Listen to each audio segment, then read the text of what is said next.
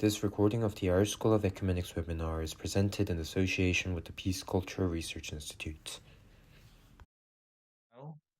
So welcome everyone. My name is Dongjin Kim. I am ISc Adjunct Professor at School of Religion, Theology and Peace Studies, Trinity College Dublin in Ireland, and Kim Dae-jung Chair Professor of Peace Studies at Hanshin University in Korea. The Irish School of Ecumenics Round Table webinar will start soon. Please note that this event will be recorded, and please mute your microphone during the webinar for the best sound quality. The webinar will begin with the welcome remarks by Soltys Sterling from the Irish School of Ecumenics Trust Steering Committee, followed by the roundtable panel discussion chaired by Judah Fernando, Director of ISC and Associate Professor, School of Religion, Theology and Peace Studies, Trinity College Dublin. As usual, the ISC webinar panel discussion will be in 3 rounds. The first round on panel members' view on the topic focusing on challenges. The second on how to address and overcome the challenges. And finally, an open discussion where we invite the audience to utilize the chat function to raise comments and questions. Please be mindful that for the sake of timekeeping, we would really appreciate it if you would use just the chat function for your questions and comments to the panel members.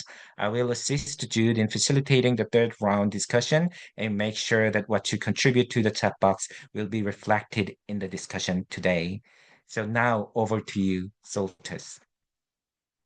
Thank you, Jin, and welcome everybody to this, what is intended to be the last in a series of webinars to celebrate the Jubilee, the 50th year of the Irish School of Ecumenics since its foundation. I am deputizing for the chairperson of the Irish School of Ecumenics Trust, Dermot McCarthy, who has liturgical duties to attend to at this time and will join us later. But my welcome, I hope, is every bit as genuine and sincere as his is. We are delighted that this webinar is taking place. The theme of it is incredibly appropriate as we face into a world of changing values, attitudes, and procedures. We are most deeply grateful to Jin for organizing the event so successfully as he has done all the others.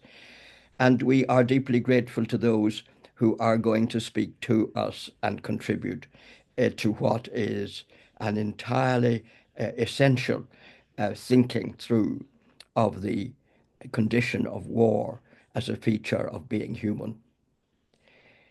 I said that we thought it would be the last, but in fact, the intention of the steering committee of the Irish School of Ecumenics is to continue the series as part of the establishing of a Friends of ISE, and so that the opportunity to join together, meet together, share together, and learn from each other is likely to be a feature of what will be available under the auspices of the Irish School of Ecumenics Trust. We're thrilled that so many people registered to be present at this webinar. I'm not sure have everyone come in, but it looks to be a hugely appropriate occasion, and welcome to you all. Thank you so much. Thank you very much, Soltys. Thank you, Jin. Without giving the full profiles of each of the speakers, I'll introduce them very briefly with 1 or 2 sentences so that we can listen to them more. The first panelist is Reverend Munther Issac, who is one of the most outspoken Palestinian liberation theologians from Bethlehem. Munther not only speaks truth to power, but also truth to the powerless,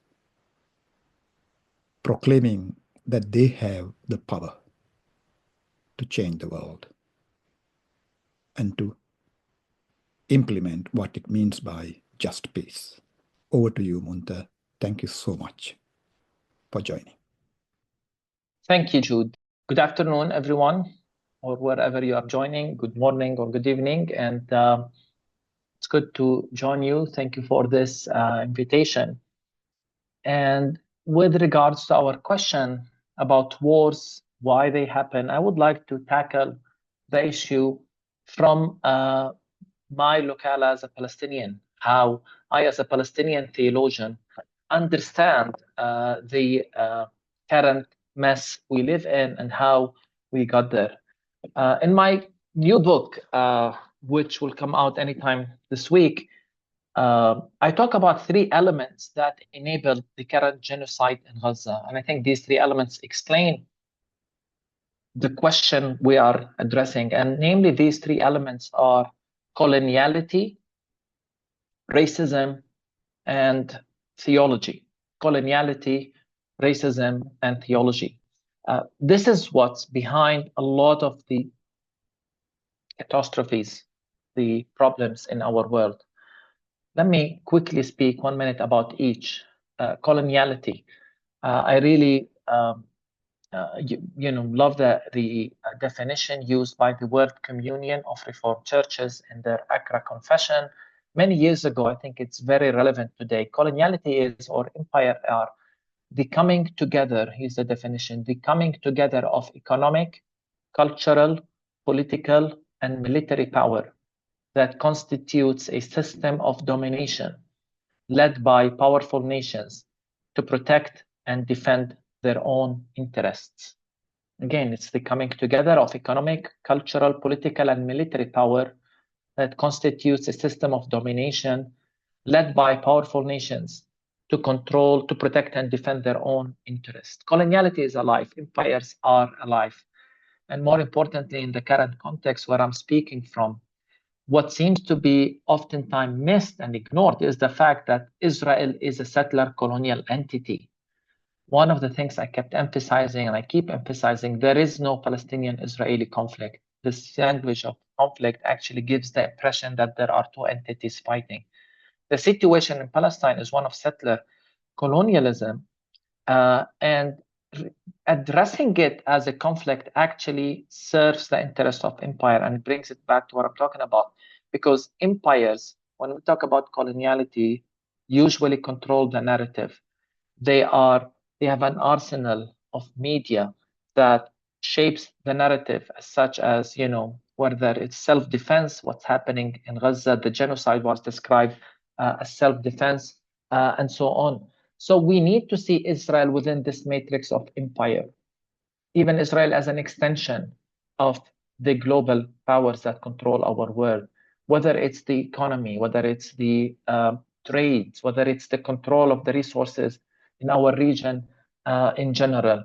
So we cannot bypass the idea that empires are alive, they look different, and Israel is an expression of empire, and more precisely, Israel is still a settler colonial entity. As we speak, Israel is displacing and replacing as we speak.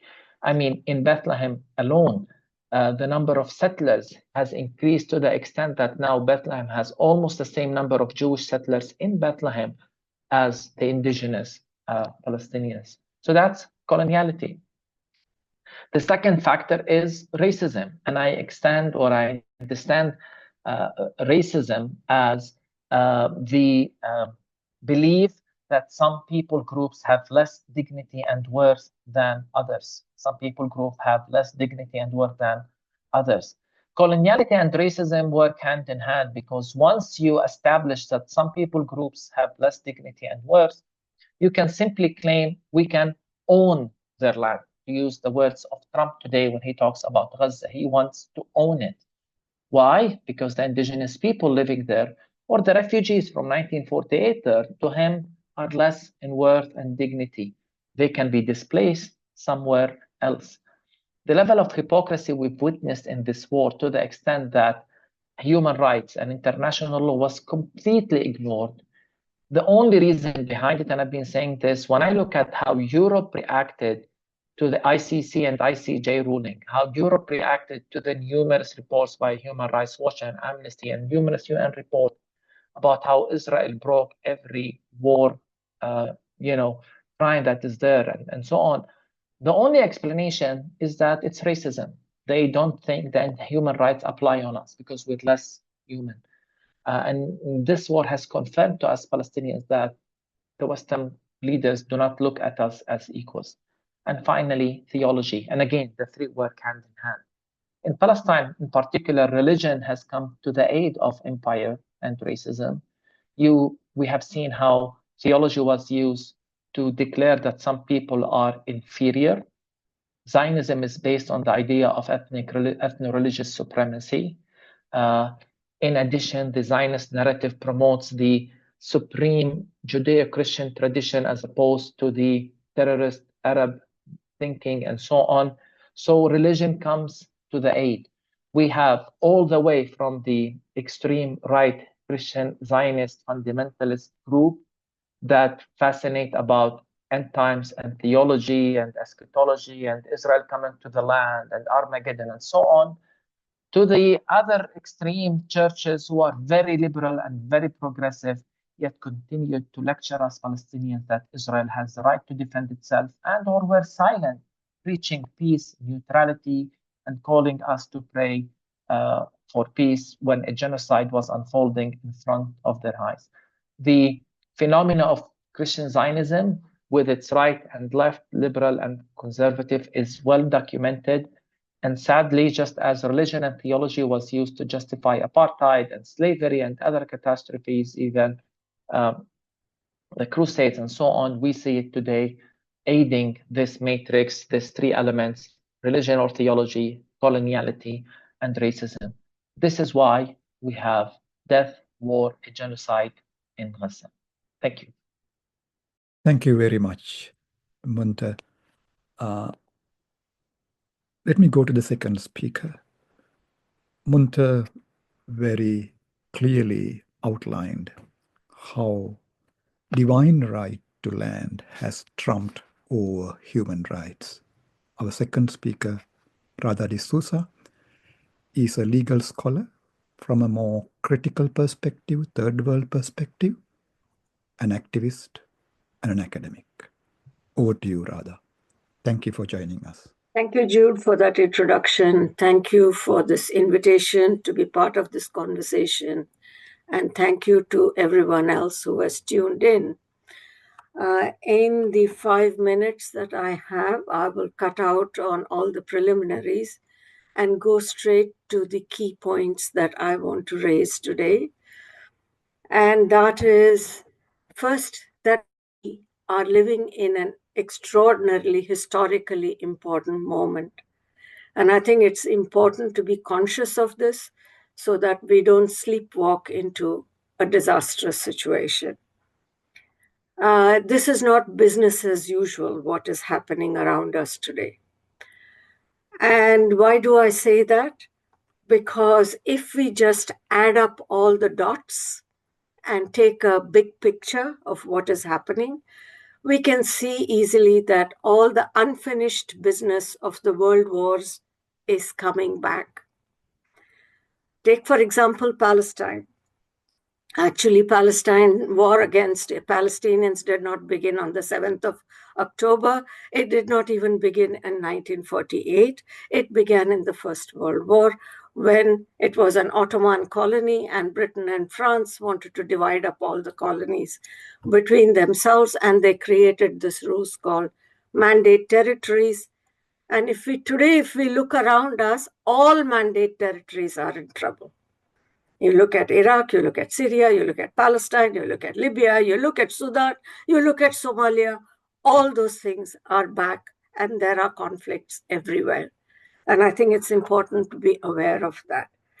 Now, many of us therefore we turn to the law, which is where we expect to get justice. And if we look at the law, again, when the UN Charter was being written, when the clauses on decolonization was being drafted and written and passed in the UN Assembly, Palestine was being occupied. So this is not something that, I think the dating is very important if we need to get the big picture of it. This is the first thing. If we look at other conflicts around us that are happening, Now, at the end of the Second World War, China and Russia were not completely defeated. This is why they became part of the superpower post-war world order, or whatever we call that. And now we can see around us the encirclement of China. We can see around us the war, the whole proxy war against Russia and the efforts to drag Russia into a war and not war, economic war, financial war, all those kind of things. But it's very clear that the attempt is to somehow take the wars to these two countries as well, and along with them, their allies and the region. So it's a big issue. Those of you who have not seen the documentary, The Coming War on China, I'd highly recommend that. And the nature of warfare has shifted. First World War was when we moved from naval warfare, which was the dominant mode of warfare, to aerial warfare. And aerial warfare is many, many times more destructive. Those who have lived through the First, Second World Wars know what it means, that if you throw bombs from the air, there is no distinction between civilians and armed forces. All those kind of finer legal distinctions that were made before makes no sense today, according to me, and I'm an international lawyer, and that is because the technology has changed.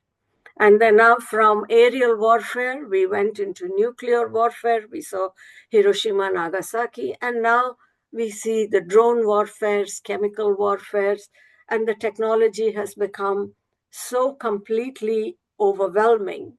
And it includes psychology. This has become, after the end of Second World War, what they call revolution in military affairs, which was an invention of the American armed forces together, where psychological warfare is an important component, which is why now when any conflict breaks out, people talk about what is the narrative, because the narrative is the key thing, not the reality.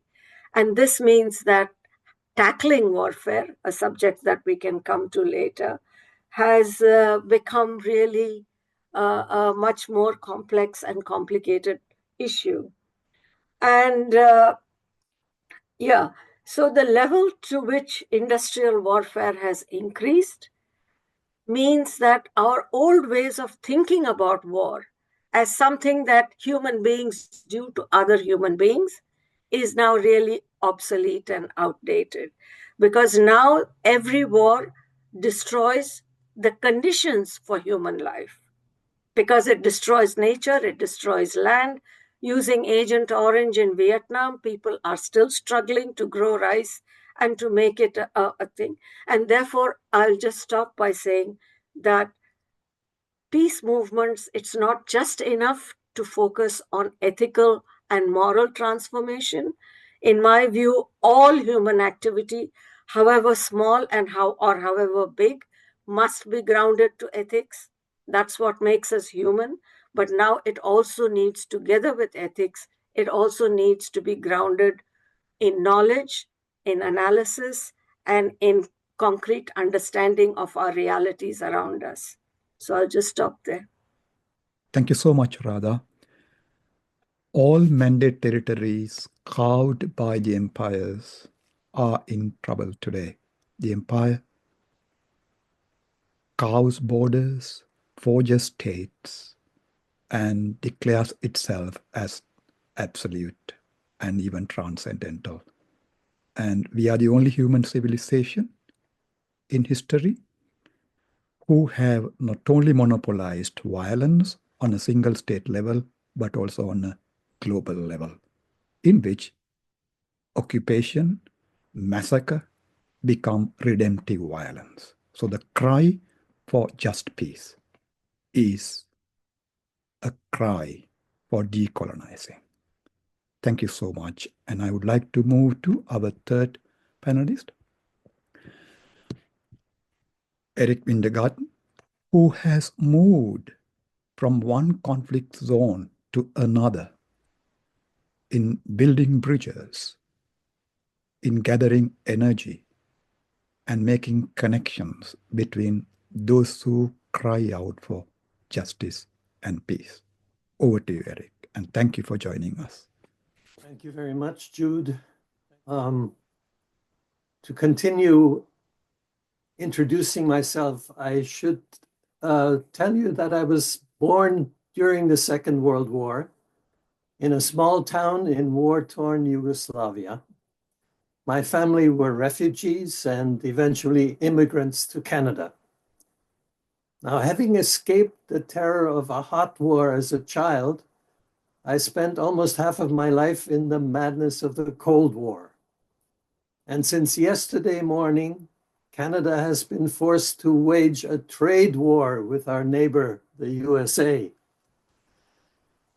But whether hot or cold wars require a clear division between allies and enemies. At the height of the Cold War, Jesus' Sermon on the Mount suddenly became the object of heated debate between the government of the Federal Republic of Germany and the churches and peace movements of that country. The year was 1981. Helmut Schmidt was chancellor, Karl Carstens was federal president, and in widely publicized statements at that time, both of them warned Christian clergy against using the Sermon on the Mount as justification for their disarmament efforts. In the nuclear age, they argued, loving the enemy is equal to promoting collective suicide. It was a debate that caused me to re-examine my own perceptions. I came to a different conclusion. As far as I'm concerned, loving our enemies has become essential to the very survival of our biosphere. By asking us to love our enemies, Jesus challenges the essence of what makes an enemy, namely the rupture of human relationships. Jesus did not deny that we have enemies. He did not say that our enemies are our friends. He did not wish to remove us from reality. On the contrary, I think he wished for us to see reality for what it is, not what we project it to be. And here I think we come to the crux of the matter. When relationships break down, our projections of the enemy take the place of reality. What we think we see in the enemy often turns out to be what we fail to see in ourselves. The dynamics of the arms race that German churches were protesting illustrate this point. Even if your goal is merely defensive, the weapons you employ have to be effective against the enemy's arsenal. The problem is that development and production of modern weapons systems requires a long time. Enemies don't usually share their plans, so we need to conceive of ways to counteract future weapons, which may or may not be on their drawing boards. Espionage is supposed to help, but is rarely reliable. So we are left mostly with guesswork. Military planners are experts at creating worst-case scenarios. That means we have to try to imagine the greatest evil that our enemy might inflict on us. In effect, we have to dig deeply into our own most evil thoughts. So think about it. If I am right, the arms race is in practice little other than a race against our own depravity. It isn't where we really want to go. No wonder we hate our enemies. If we measure ourselves by the standards of the enemy, we will eventually transform ourselves into a mirror image of the enemy. I don't think it does violence to Jesus' intentions to paraphrase him like this: love your enemy because the enemy is you.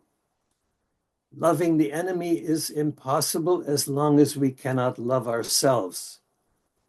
And that, in a nutshell, is my answer to the question posed in this seminar: why wars? Back in the 1960s, before I turned into a respectable adult, we had the slogan, "We are the people our parents warned us against." It was meant as a joke, but it is actually quite profound, I think.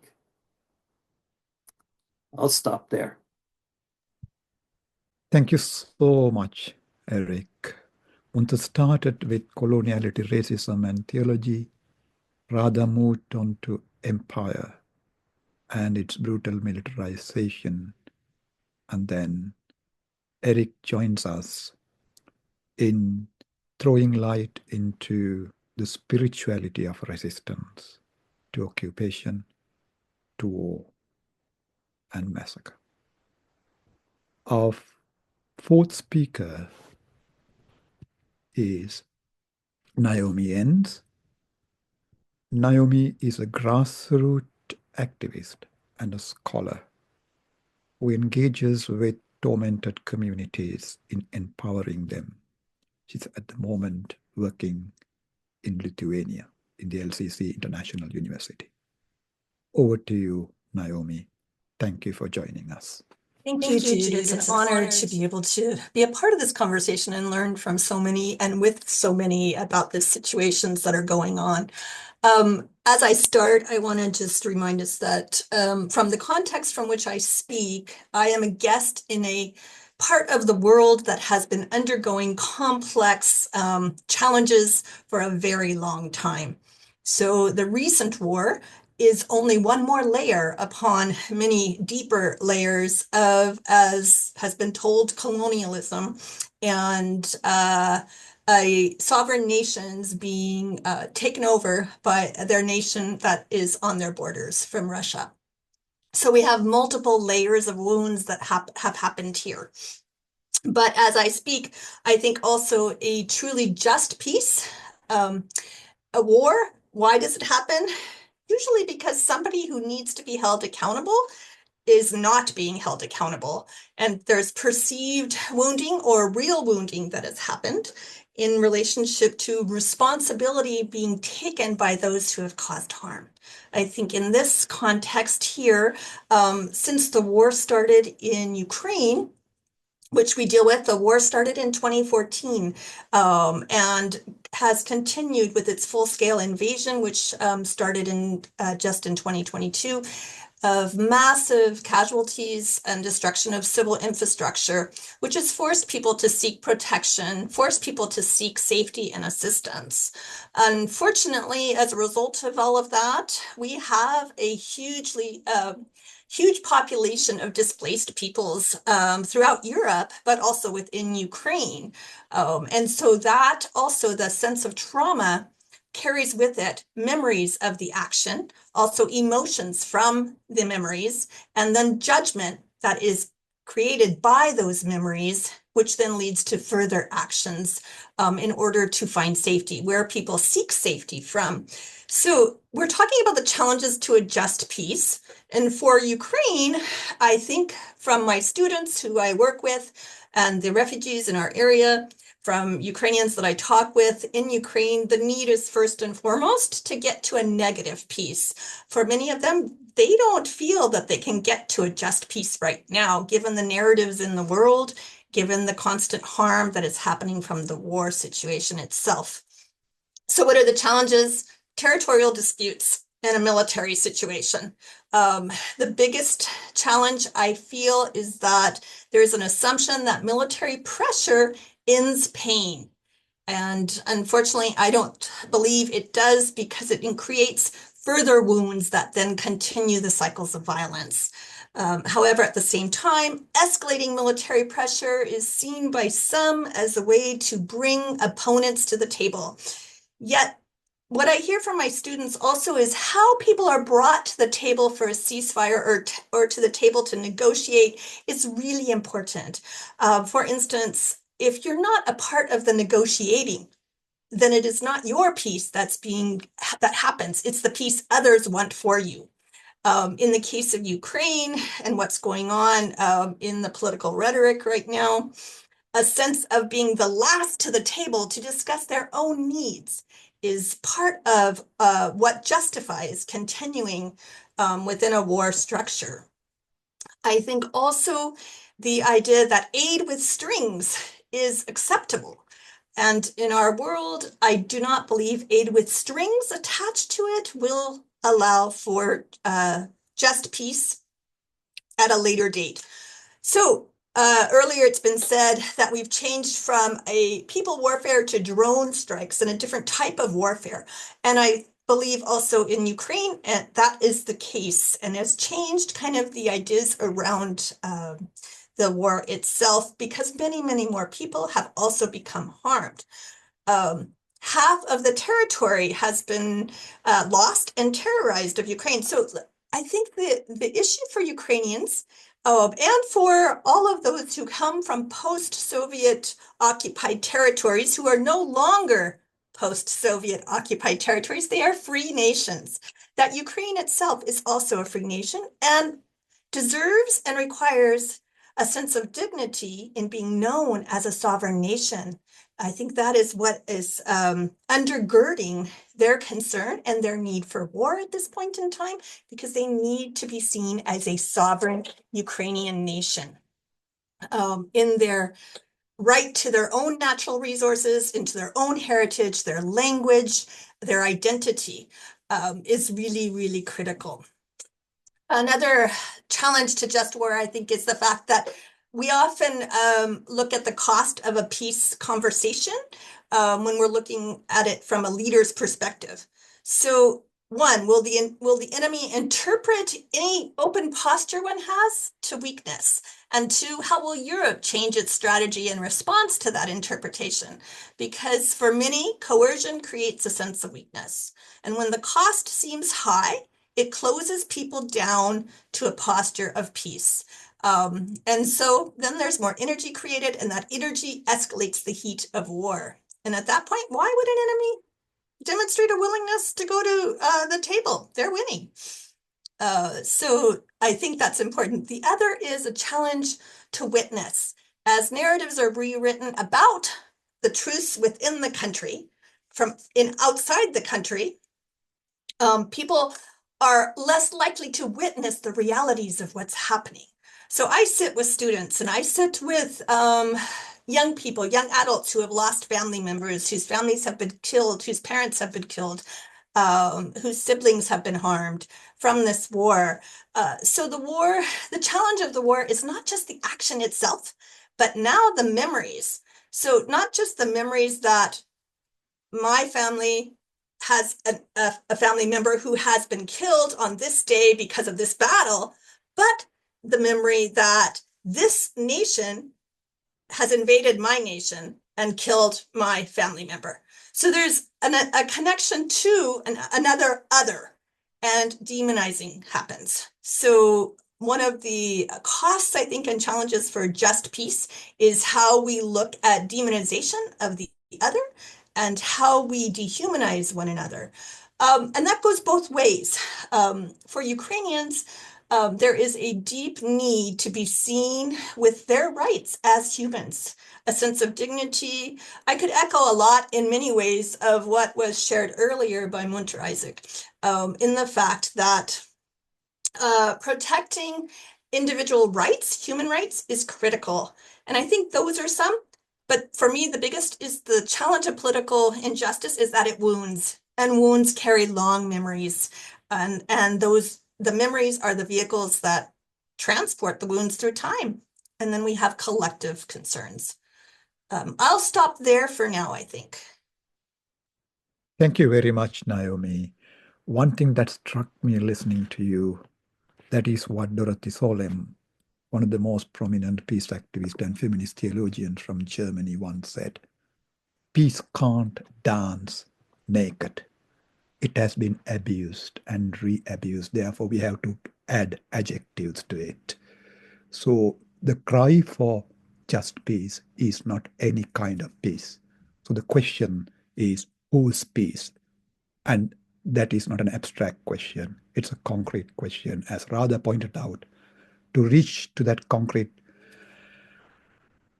a concrete answer, we need to have not only ethics, but also an analysis.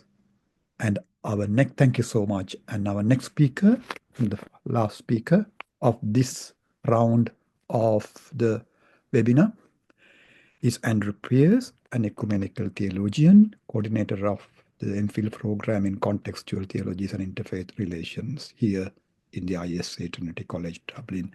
Andrew is an ecumenical peace builder here in the island of Ireland. Over to you, Andrew. Thank you for joining us. Thank you, Jude, and thank you, everybody else, for what you said. It's been immensely stimulating to hear.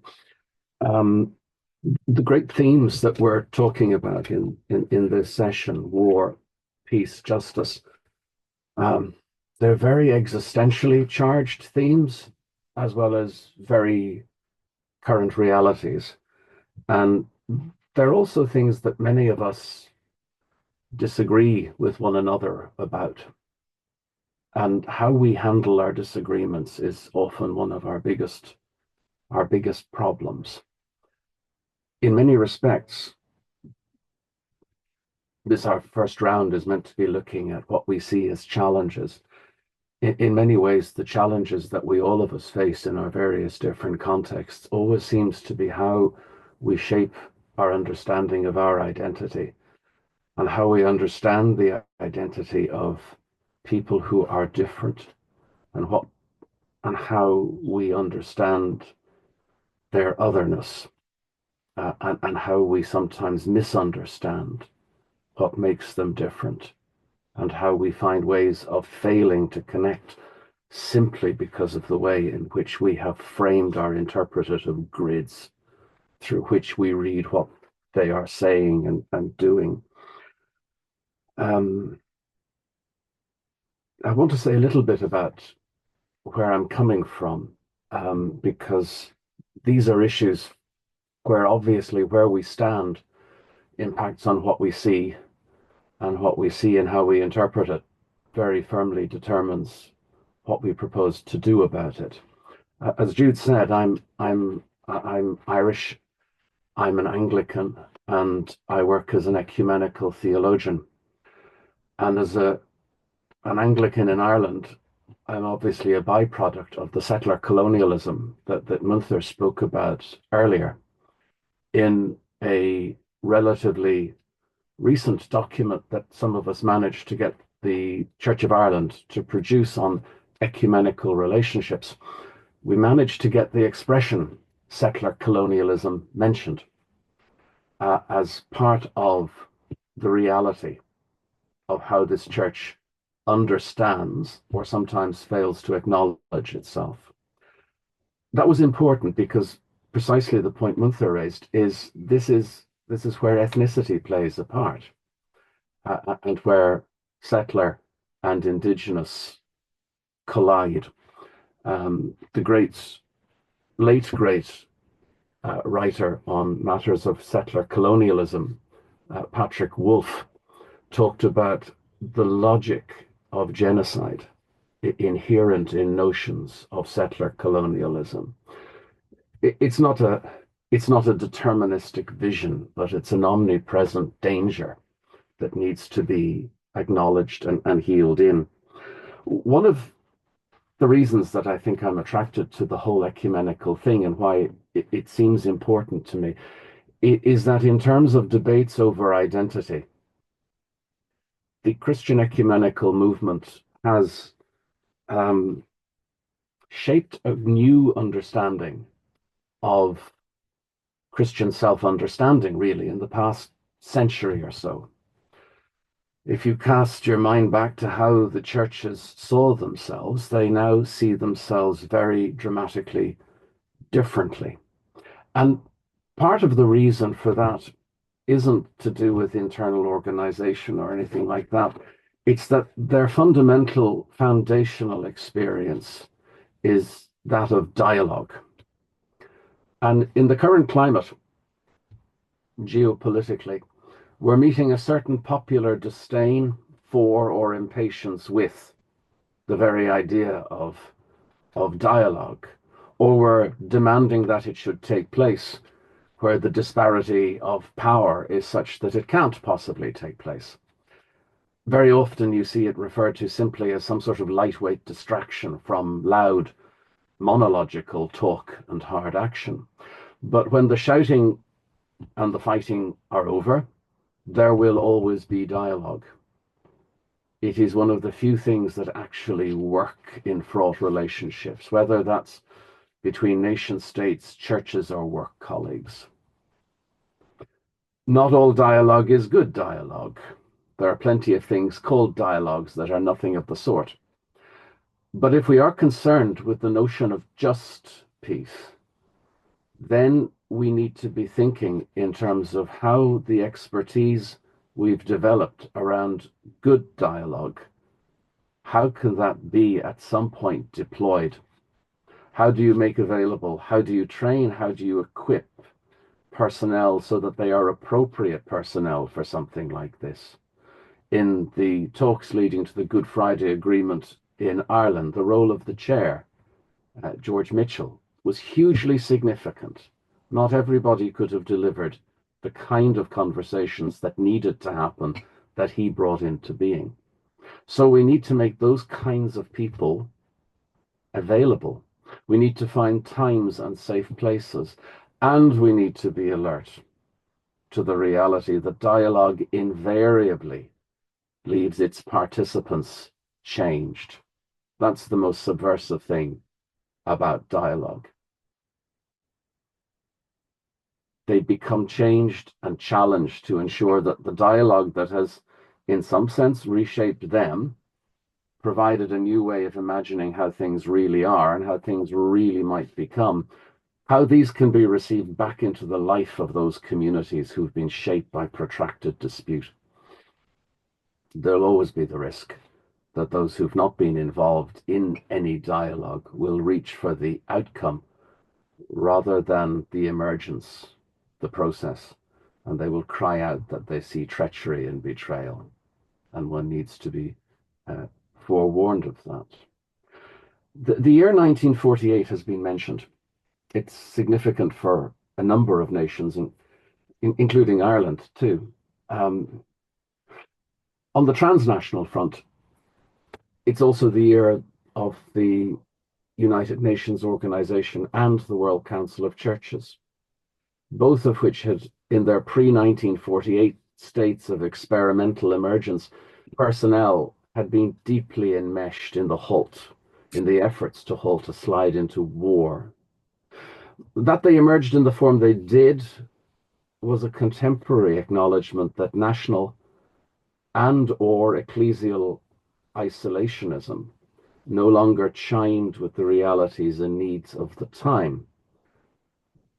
But if we are going transnational or trans-ecclesial, that's going to be a difficult and different terrain and an unfamiliar terrain in which to operate. One of the striking phrases used in Amsterdam in 1948, when the World Council of Churches came into being, was a phrase used to address how relationships between divided Christian churches had become so comprehensively siloed, so utterly rupturing of connection. And these habits of division, not just divided, but remembered and divided and remembered, these habits had become institutionalized and sacralized. And for a Christian tradition in which the language of communion with one another is charged with salvific force, the post-Reformation churches in the West had created communities that did not believe they needed the others in order to be church at all.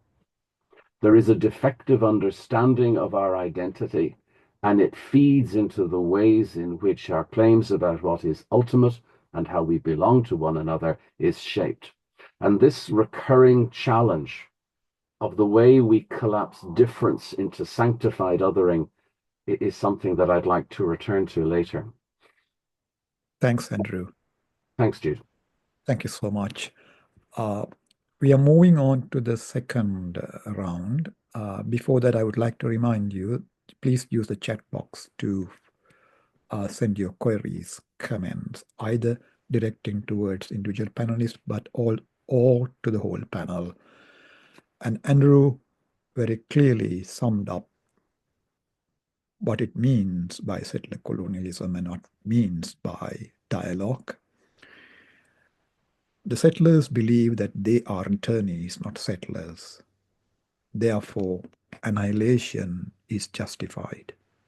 In such a context, what would dialogue look like? As Andrew said, not every kind of dialogue can create the path for just peace. Thank you, Andrew, for identifying that challenge.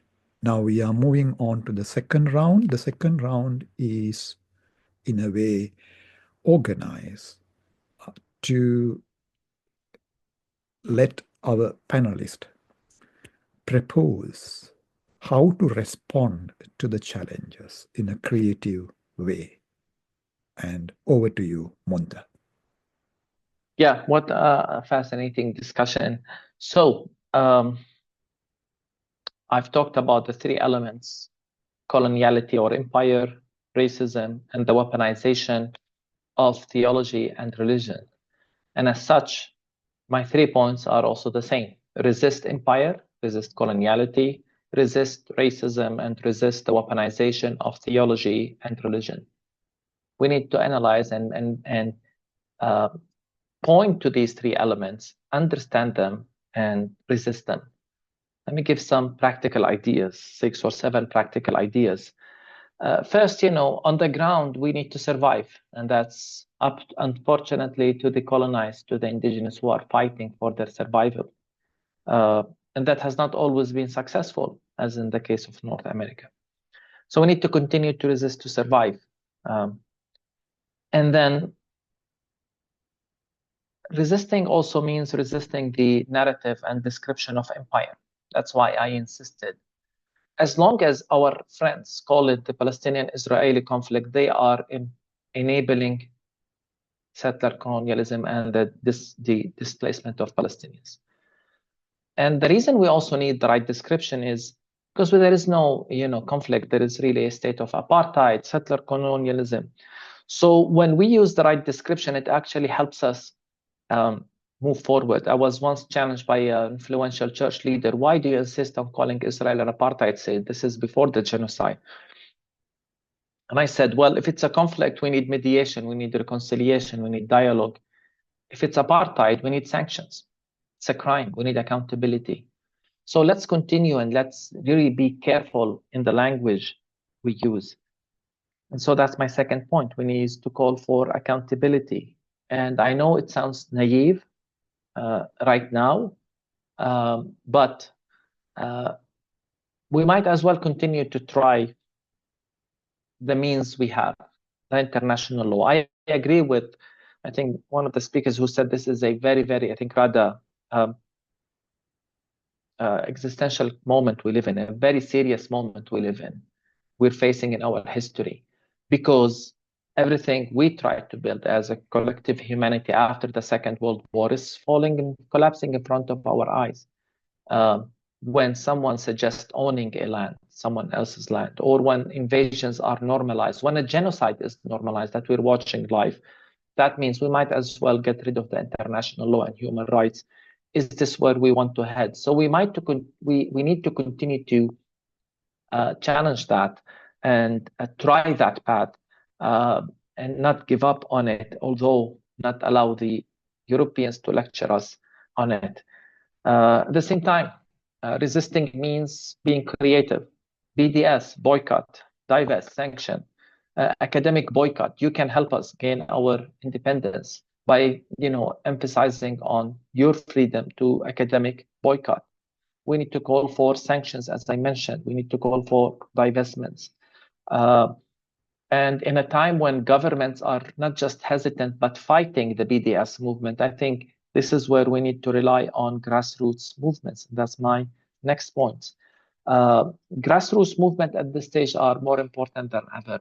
We need to continue to tell the empire that we do not agree, we will not confirm, we will not conform to the reality of empire, whether in the academy, whether in churches, whether in interfaith movements. this is the time to create intersectional solidarity movements, but also rely more on the movements or the voices of the global South. I think many times we don't give enough credit to ourselves and don't unite ourselves in the global South. So the BDS movement also needs creating these grassroots movements around the world that are willing to pay a price. And I've been saying that solidarity, by definition, is costly. The reason I say this is because right now, calling for Palestinians' rights or calling for justice comes with a price. And I am many times not just saddened, but angry and depressed when some of our friends can be easily silenced with one accusation of anti-Semitism, and that's it. That's the end of the discussion, and we lose momentum. So we need to resist this canceling culture, to use this metaphor, to borrow it from the conservative movement. And ironically, it's now the conservative movement that's canceling any criticism of Israel or any voice for justice, as we see how they hit hard on the university students in the United States. So we need to resist that as well. And we need to insist on people's rights. And we need to understand that this is our collective humanity. If one body suffers, everyone suffers. And as such, understand that solidarity, by definition, is costly. Palestinians cannot gain their freedom by themselves. We can resist, we can continue to exist, but this needs collective global effort that takes courageous stance, that begins even in the academy with academic boycott, with sanctions, with making our voices heard against the dominant empire and also the dominant theologies. I didn't talk much about theology, but that's one final thing we need to continue to challenge in the academy, in churches, the use and the weaponization of religion, and call it out for what it is, a theology of empire and that of racism.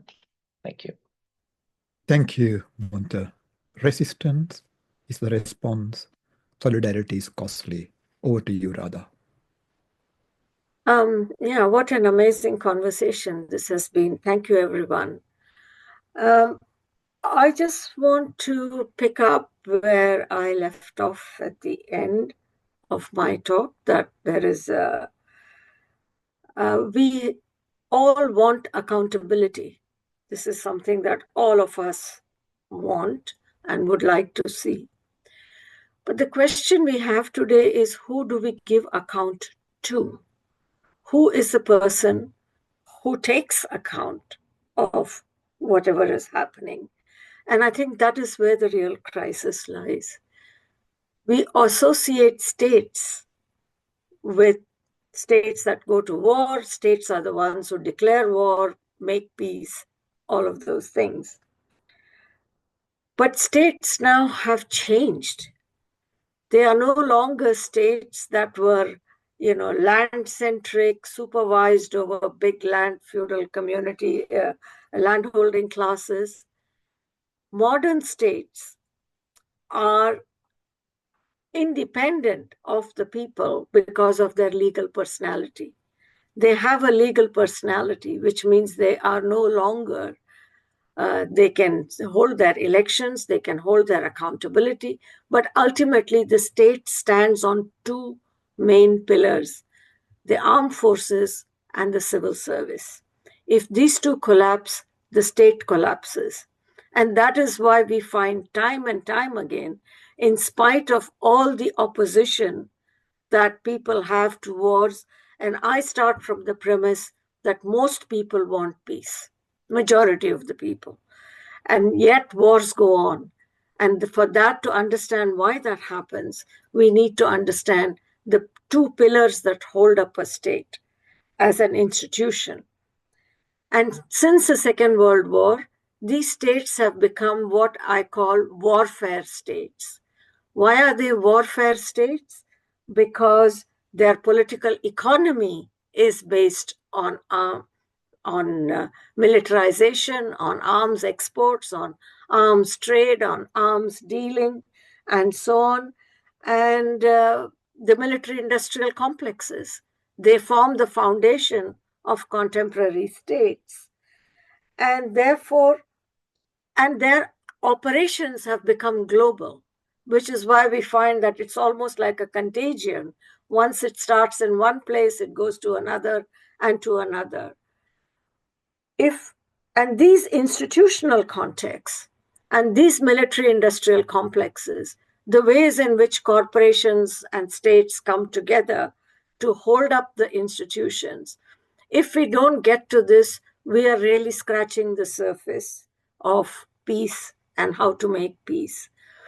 And that is why when I ended, I said, although all of us, every action as human beings must be grounded in ethics, ethics alone is not enough in the current military-industrial complex run states, warfare states, as I call them. And in this context, it's necessary to go deeper than that. And therefore, we have a challenge for peace movements, because until now, we thought of peace movements as movements that assume wars are made between human beings. But today, wars are not made between human beings. Human beings are made to go to war by these complex institutions within which we live. And I'll end with a small example. Many of you know that Jeremy Corbyn, he is an absolute a politician committed to peace. And when we had a whole debate in this country about producing nuclear submarines, Jeremy Corbyn's biggest supporters were trade unions. But it's the trade unions that went against him on the nuclear submarine issue because they said it involves 45,000 jobs. And therefore, we have directly a question. The workers want peace and people want peace, but there is 45,000 jobs versus that can come with producing nuclear submarines. And then the nuclear submarines, of course, will be used, if they are used at all, for what the purposes for which they are made. We have a place here called Sellafield, which recycles nuclear waste. If you go to that town, every house in that town has a family member or a friend or someone they know who suffers from cancer because of the nuclear recycling plant. And yet, if you say, let's shut down this plant, they are the first one to say no because we lose our jobs. So that's the kind of complexity we live in. And I think all of us, we are intellectuals and we owe it to society. It is our obligation and our duty to society as intellectuals to unpack these things so that people can understand what is at stake in a war, which is our existence itself, and what is necessary for peace. Are we really punching shadow boxing, or who are the real people that we need to confront, and what are the institutional structures that we need to confront? I think this is why we live in extraordinary times, but for peace movements, it's one of the most challenging times that we live in today. Thank you. Thank you very much, Radha. Ethics alone is not sufficient. It is necessary to have a robust analysis as activists and scholars into the ways in which our socio-economic political relationships are interwoven with one another. Over to you, Erich. Thank you. I can see that this subject that we are dealing with is extremely complex and has so many facets. It's difficult to summarize. When the Soviet Union collapsed and the Berlin Wall was torn down, there was much talk about a so-called peace dividend.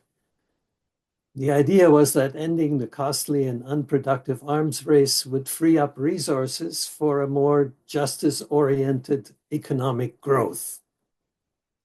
Even the term end of history was bandied about. Well, that didn't really happen, did it? Even today, 35 years later, most people, at least on my side of the Atlantic Ocean, are convinced that the USA won the Cold War. It's a kind of psychological justification of the just war doctrine. US presidential candidate Kamala Harris tried to inspire her supporters with the rallying cry, "If we fight, we win." That didn't really happen either, did it? There's an often repeated slogan attributed to Martin Luther King Jr. that says, "The arc of history bends toward justice." It's a slogan that was meant to inspire hope in people who struggle for peace and justice. The problem is that when the promise fails to materialize, the disappointment can turn to despair and resignation. So I ask, is just peace possible? I think it is, but never in the sense that it is a historically inevitable road. Both peace and justice require constant effort and nurture. A just peace requires agreements, mechanisms, standards, institutions, and these themselves evolve, they age, they stagnate, and eventually disappoint if they are not constantly renewed. It is obvious to me that hope is in short supply these days. Perhaps this is because we place our hope in a result, a solution that will magically solve all of our problems, like the pot of gold at the end of a rainbow. It's kind of like the hope of winning the lottery. That concept of hope actually promotes resignation. That kind of hope depends on the actions of others, perhaps the rich oligarchs or the dictators. It ends up believing the promises of charlatans and deceivers, and inevitably it disappoints.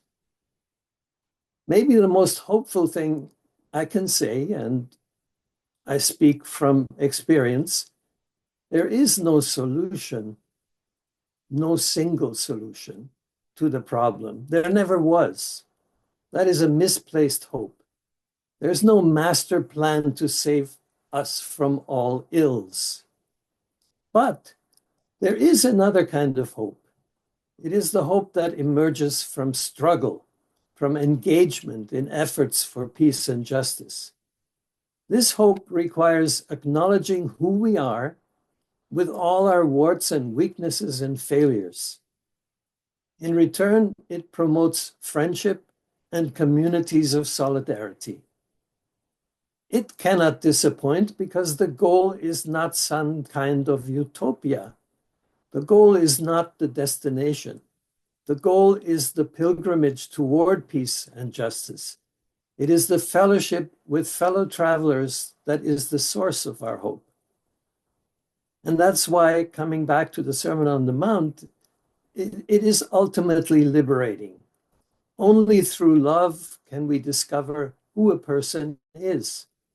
So it's urgent that we discover the hearts of our enemies, because it is essential to know our own hearts. Instead of isolating the enemy, we need to seek relationship. We cannot increase our own security unless we take seriously the security needs of our enemies. We can only reduce our own fears to the extent to which we take seriously the fears of our enemies. Love of the enemy means seeing enmity as something temporary. In my lifetime, I have seen enemies that became allies and friends that became enemies. If in doubt, strive for reconciliation. This is good advice also on a personal level. We mustn't give in to danger or fear or despair. We need to trust ourselves. We need to know ourselves. We need to be kind to ourselves. And we need to love everyone, especially our enemies. Thank you very much, Erich. Without getting drowned in disappointment, despair, and recognition, hope can be generated only by engaging in the struggle. I'm reminded of Bertolt Brecht, who said, "A man who fights can be defeated, but a man who does not fight is already defeated." Over to you, Naomi.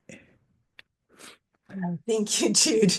So we've heard a lot of good answers and strategies for getting at how do we live out a just peace, or how do we get there in the midst of the chaos in our crumbling societies in many ways, but yet resilient ones.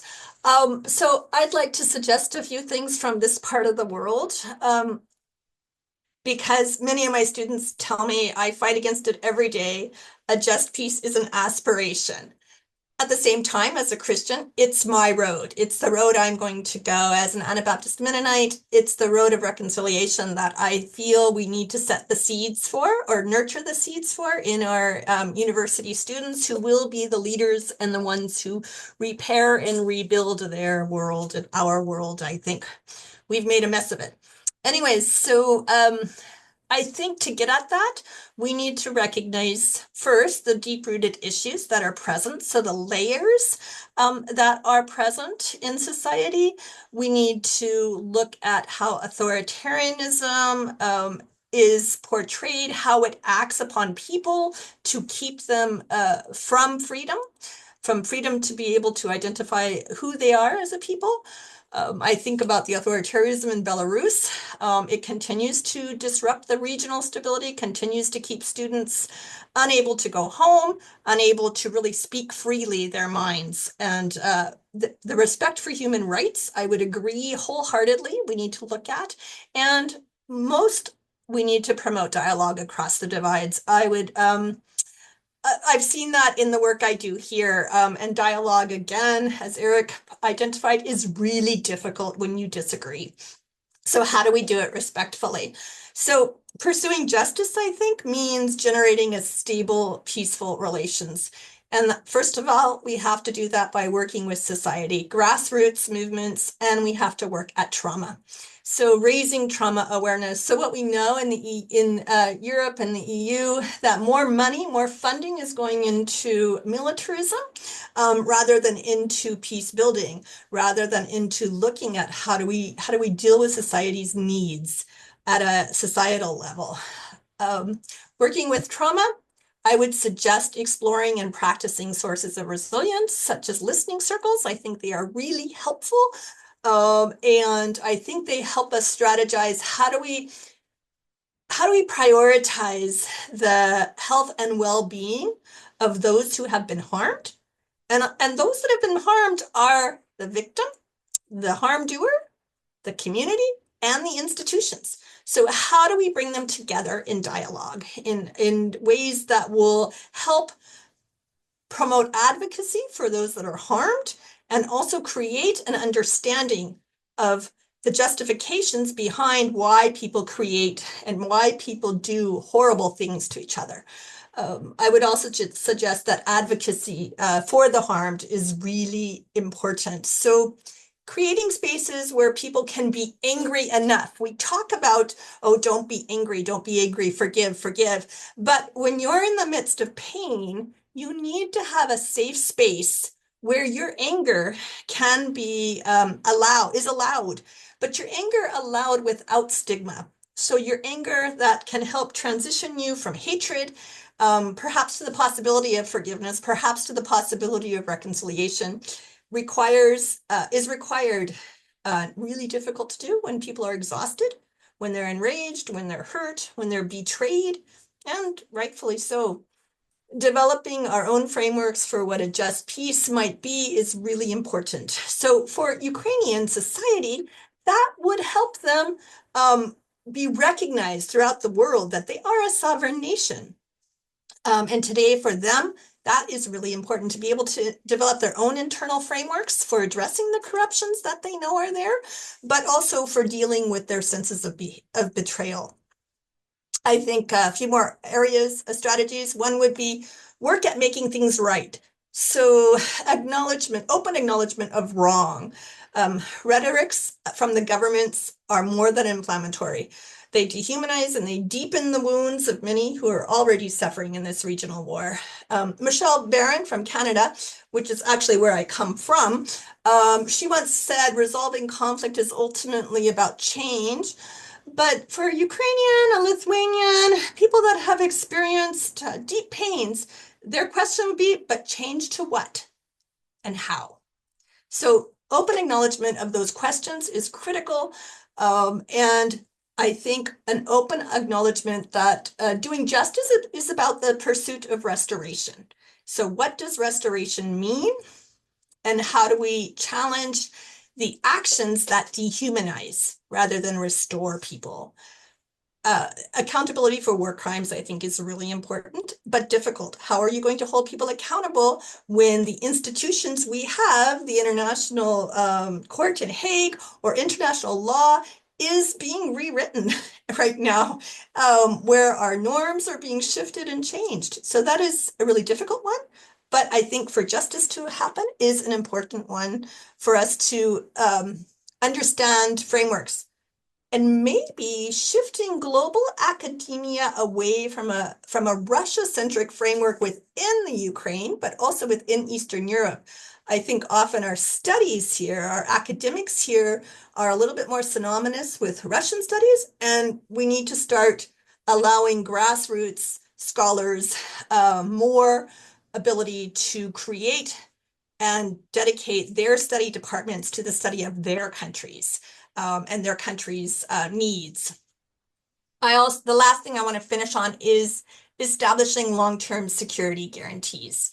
I think is really important when you're trying to bring the heat down and you're trying to get people to a ceasefire so that you can get to a just peace eventually. And so that means, asking who's at the table, making sure all are included. Inclusion is terribly important. Voice is terribly important. And working at accountability and responsibility is critical, I think, to get to a just peace. Thank you very much, Naomi. War wounds, war deeply wounds, not only physically, psychologically, emotionally, and spiritually. Taking care of these wounds is one of the necessary ways towards just peace. Thank you. Please post your comments and questions on the chat box as we have to move to the other round. Over to you, Andrew, now. Thank you, Jude. And thank you, everyone, for what you've been saying. It's fascinating. One of the things that I think I find striking when I look at the language around just peace and the way we've been talking about it is that when you look through its history and how it's emerged as a notion, you can see that in earlier literature, the language is dominated by a concern with just war. We've tied ourselves into interesting knots working at the dynamics of just war. And part of the shift in some respects from the just war concerns that really were uppermost when people were working on the United Nations in 1948 is that since then the political landscape of our world has changed rather considerably. Shortly before his death, the lamented German sociologist Ulrich Beck remarked that he was seeing what he saw in the current world was the eclipse of the nation state and the re-emergence of feudalism. The idea that we were seeing fewer authoritative figures emerging because of wealth and private wealth, and becoming bigger in the corporations they created than the nation state. able to bend the law of the nation state to their will, and also able to escape transnational sanction through the way in which corporations have such fascinating existences. Their ontology is very complex. And so we have the idea that we're shifting into a new era of a new feudalism. And that brings with it the challenge of just peace, because it is a peace that has to be rather like a lot of the activities of the ecumenical movement. It's something that has to be enacted at various different levels. It is enacted personally, existentially. It is enacted at local community level. It is enacted at larger levels too, as we form coalitions and seek to foster solidaric activity. So there is that change from the nation state to whatever we are currently, feudalism, or Joe Biden's the realm of the oligarchs coming among us. But there's also, I suppose, with that, another sense of where we need to be alert in terms of our analysis of the context, that we were prepared over a period of time to allow certain coercive controls to the state. It had that right. It had that responsibility. If certain kinds of authority and power are now being exercised by these transnational corporations and individuals who seem to be able to bypass international norms and international institutions of law, then we do need to be slightly more alert to that. Power is being exercised in diverse and very, very different ways. That was one thing I wanted to say. The second, I think, is to try and dig into the tradition that some people have used the word reconciliation already. One of the people who helped the Irish School of Ecumenics a lot when we were thinking about this topic was Robert Schreiter. And his work, he talked about how a theology of reconciliation seems to combine strategy with spirituality. That without one or the other, the thing doesn't work. And what's interesting in his case was the people he was working with in the late 1980s. Many of them were involved in provoking resistance to particularly unjust regimes. They engineered the collapse of those regimes and then found themselves involved in trying to ensure that there would not be a bloodbath afterwards, that vengeance would not have the upper word.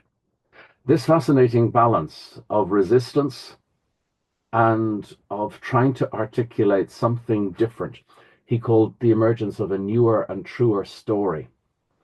That those who have been oppressed are not just oppressed, and they are not just defined by a seeking for vengeance, that there is a broader accountability, and the articulation of that accountability is something that those who are currently being oppressed have the capacity and the possibility of bringing into discussions. And the third thing I wanted to say was simply that in relation to another conflict that is upon us, I've been involved, as some of us have been, in discussions organized by religious orders looking towards Ukraine and to its future. And what will the future of Ukraine be? And how do we start planning for that now? How do we start equipping people who will have to put together a very damaged and volatile context between whether it's linguistic groups, Ukrainian and Russian-speaking Ukrainians, whatever. There are going to be fault lines emerging as a result of what has happened that will be with us for generations. And one of the groups that I have been with has been looking at the notion of truth. And it seems to be one of the issues that appears in every single conflict. How do we ensure that the truth is told about what has happened? That the truth not only is told, but the truth is heard. Because in a war, famously, truth is the first casualty. And in a world full of interesting levels of disinformation, the importance of bringing truthful communication to bear amongst those who have suffered and those who have occasioned the suffering is all the more important. Thank you, Jude. Thank you very much, Andrew. Thank you for highlighting the point that resistance is necessary At the same time, there has to be a news story. And I have gathered a few questions. I'll summarize these questions and request our distinguished panelist to respond as the concluding remark. One of the questions, they are interrelated. You can pick one or another in your responses. One is, when war becomes an employment, a living, a lifestyle, an economic system, how do we challenge the powers that be, the political powers? And then, what do you think about this transactional peace that is being proposed for Ukraine? Peace, of course, you have to give back your precious minerals to us. And how do we confront the established legal system, which is the tool of the empire, by introducing indigenous, native forms of justice and peace? So these are the summaries of those questions. And I would like to invite, if you could kindly spend 2 minutes each, Munther, Radha, Erich, Naomi, and Andrew, as the concluding remarks. Over to you, Munther. Well, thank you. There are some questions that are directly related to other contexts, like those on Zelensky and so on. But I would like to maybe talk about the one, how do we challenge our politicians? I think, let me speak from my perspective as a faith leader. What I'm very concerned about is the institutional church going back to the days in which it feels as if obligated to confront to the desires of the ruler, or the institutional church being divided based on the political divide in its country. In other words, we lost our independent prophetic voice, the voice that challenges and speaks truth to power. We must lead as people of faith and not conform to the polarizing ideologies that exist in our world today. And as I said many times, it was already mentioned how the empire tries to dictate the church on what to say and what not to say. And I think we are heading back towards that direction in which the religious institution just accepts its role as a just echoing what the ruler says, what the empire says, in exchange for benefits, for power, and for control and power. So I'm really concerned about the institutionalized faith or religion and our voices as people of faith. I think I'll stop here. Thank you, Munther. Radha? Yeah, okay. I mean, I like the way you frame the question.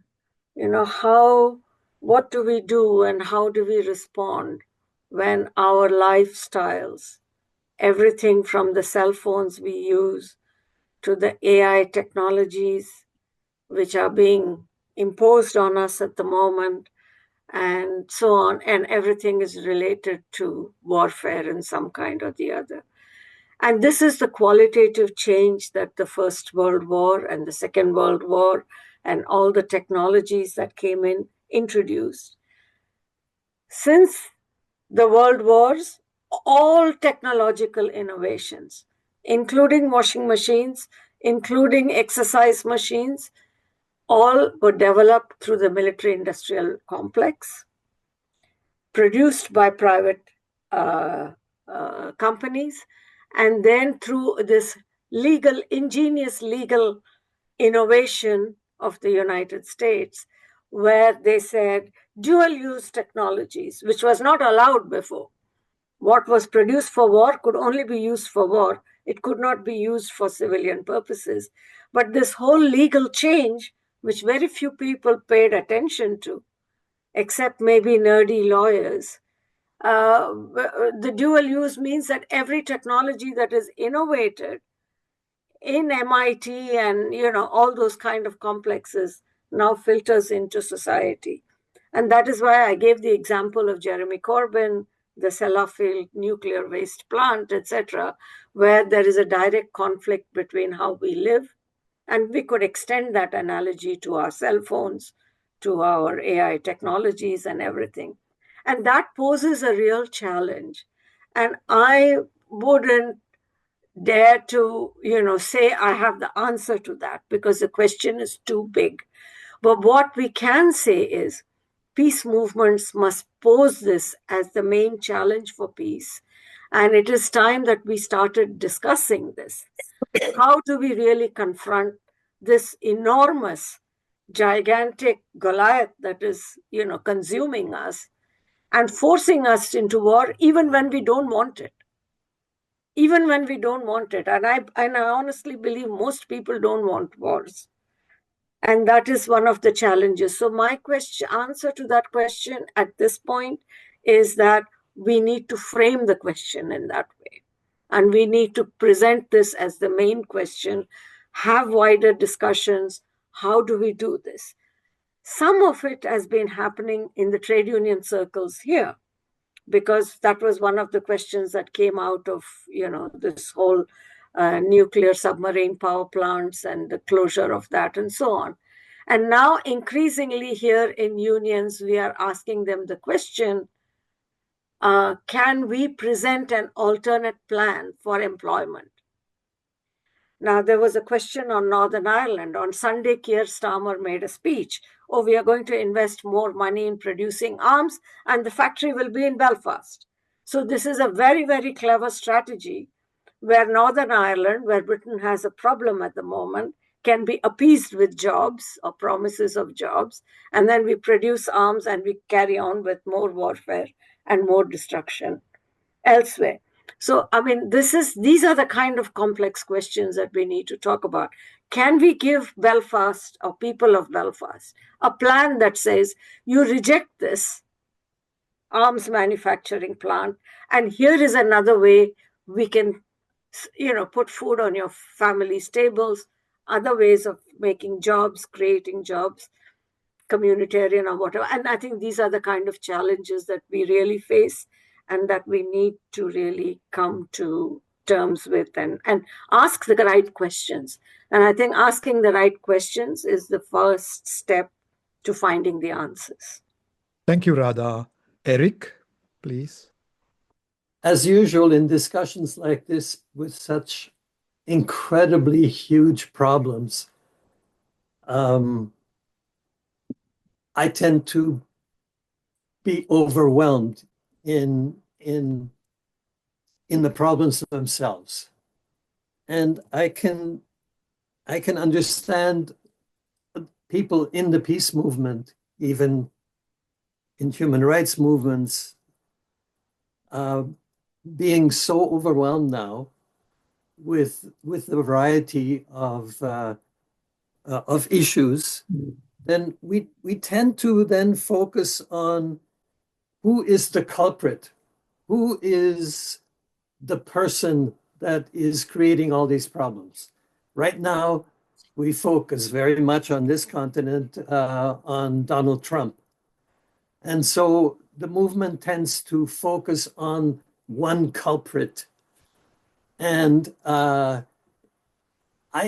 feel this is not a useful way for activists and people concerned to engage. We need to connect not with the leaders but with people. So when we have wars, all the energies go into, how do we convince the leaders to do this or to do that? And we tend to forget that there are many people in the countries of our enemies who are eager for dialogue and And let me just, out of my own life, I've been involved very much with Korea and North Korea, and how North Korea had been viewed for ever since the division of Korea, and maligned in terms of accusations and in terms of seeing the whole people of North Korea either as victims or as evil geniuses who are producing these victims. When I went to work there, and I was 2 years in Pyongyang, involved in food aid, I could have touch with the North Korean people, ordinary people. And the picture is very different when you really try to absorb how the people of that country are feeling about war and peace, about international relations, about human rights, and so on and so forth. I like the way Naomi has also zeroed in on what is the concrete way that ordinary people can get involved. And we need to focus, I think, much more on that listening, dialogue, advocacy, reconciliation, all these wonderful words, which can involve ordinary people. And that's what I'm hoping as for the future also, and what I'm hoping in the issue of just peace that we're discussing here. Thank you so much, Erich, Naomi. We will be winding up in a couple of minutes after Naomi and Andrew make their final remark. Please stay with us. Thank you, Jude. So first of all, I want to talk a little bit about the question related to the point of security guarantees and how Europe can contribute to overcoming imperial dominance. And I think we need to get away from that. How can Europe contribute to how can each one of us contribute to creating spaces where one group is not dominating another group. I think really strategically that happens by, as Erich again agreed, funding in relationship to dialogue, in relationship to creating spaces where young people can come together who are enemies and begin to get to know each other. Tasks can be done together, that they begin to see each other as human. So for Europe, one of those ways might be including and really showing a strong understanding that they see and they hear Ukraine's need to be seen as a people. Therefore, making sure that Ukraine is at talks in relationship to peace going forward.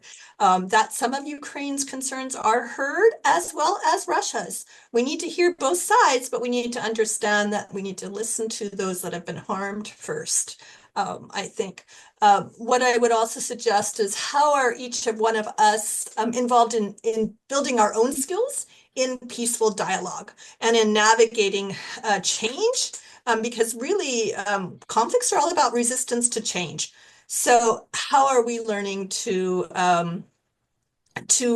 move forward with change in more positive ways that recognize the human in the other? I think that would be really helpful if Europe, if North America would put their funding out of military and into creative problem solving within their communities so that people can work at how do we navigate change well and how do we navigate conflicts well, to learn respect, to learn active listening, to begin to understand what might an alternative be. We just think war is the alternative. And so how do we offer new alternatives? I think for me, that's what I do here. It is very difficult to do in a season of war. However, students want to believe that there's something after, that they can get somewhere. So the indigenous ways of working at sacred healing through listening circles, I think helps people hear each other. I think we should do that on what would it look like if we had leaders of the nations all actually listening to each other in a circle that's facilitated by trained dialogue specialists. That might make for a very different alternative to what we're hearing today. And I'll stop there. Thank you very much, Naomi. Andrew? Thank you very much. And thank you all very much for the questions. They're fascinating, and I wish I could comment on more of them. The one I'm going to comment on, in a way, is those questions that have related to the Irish context and to what extent we have or haven't learnt things from how we have been living with our own divisions over the last century and more. I think one of the difficulties we have is that, you know, if you want to identify what the Irish conflict is about in its various elements, the three key elements are identity, land, and power. And when we as churches speak about what we think it's all about, these are issues that we, very noticeably don't go near. And so the key issues are not addressed. And whether that is through denial or through failure to notice is unclear. But one of our big difficulties is that we haven't developed what you might call a contextual theology, and therefore our contribution is vexed and unusable. One of the most fascinating books on violence and religion and Christianity by Ephraim Radner talks about how one of the biggest problems that when Christians seek to bring a contribution to the table, whether locally or globally, they fail to bring with them their own violence. And fundamentally for him, the internal division is a way in which we have normalized a very high level of violence with all kinds of coercive tendrils moving on from it and getting in the way of everything. And that is a huge problem for us, that we haven't taken that particularly seriously. And in terms of current ecumenical dialogues, it's a fascinating one, because the notion of ecclesial repentance, arguably associated with the great Mennonite scholar Jeremy Bergen, is something that we find the church is really struggling with, the idea that they can actually give an account for themselves. And until such time as they're in a position to take seriously their own failings and flaws, their efforts to demand accountability from others is of really no consequence. It's simply not going to be heard. So we have major failures internally, and therefore our capacity to live with and amongst the tensions of identity, land, and power, these are just going to swallow us until such time as we begin to gain some sort of, dare I say it, theological purchase on our context. Thanks, Jude. Thank you very much.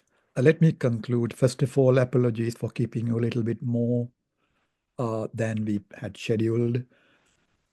Of course, we are truly, truly grateful to Munther Issac, Radha D'Souza, Erich Weingartner, Naomi Enns, and Andrew Pierce. Your perceptive reflections really bring to the fore your concrete engagements with the struggle for just peace in different contexts. Not only that, your concern for the whole of humanity. In my understanding, if I sum up, I may not do justice to all the presenters. Opposite of war is not peace or any kind of peace. It is creativity. Creativity as resistance, where solidarity is costly. Creativity as ethics combined with a robust political analysis. Creativity where enmity is seen as temporal, which prevents us from eternalizing the enemy. But enmity is created under certain political conditions.